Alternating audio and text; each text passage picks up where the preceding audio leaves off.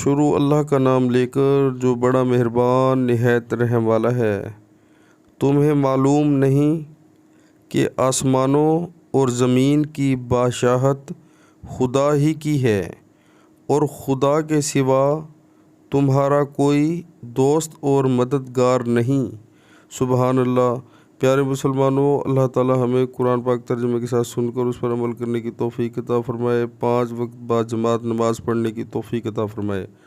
پیارے مسلمانوں، قرآن پاک کی اس آیت میں اللہ تعالیٰ بتا رہے ہیں کہ ہر شے پر اللہ کی حکمرانی ہے، بادشاہت اللہ ہی کی ہے۔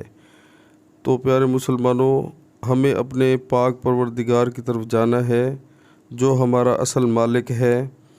تو ہمیں جو ہے دل میں خوف رکھنا چاہیے کہ ہم اللہ کے حکم مان رہے ہیں کہ نہیں۔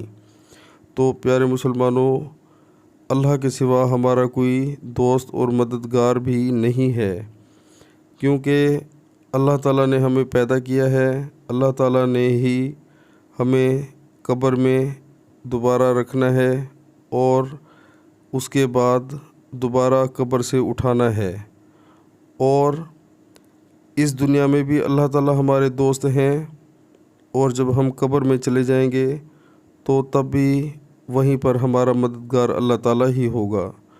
تو نہایت افسوس سے کہنا پڑتا ہے کہ جب اللہ تعالیٰ نے ہر چیز یہ بتا دی ہے تو پھر ہم اللہ کے حکم کیوں نہیں مانتے۔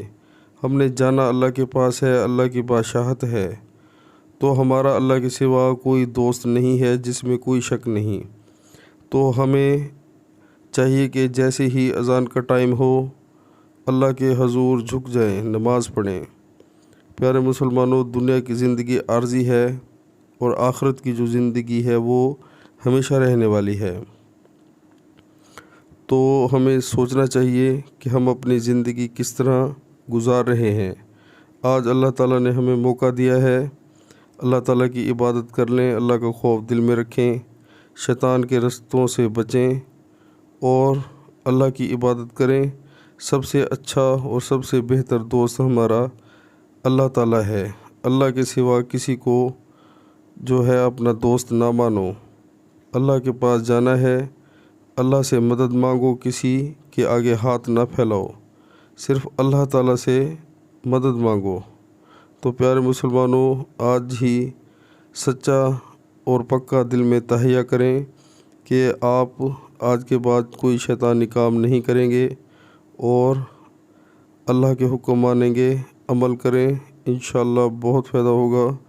السلام علیکم ورحمۃ اللہ وبرکاتہ۔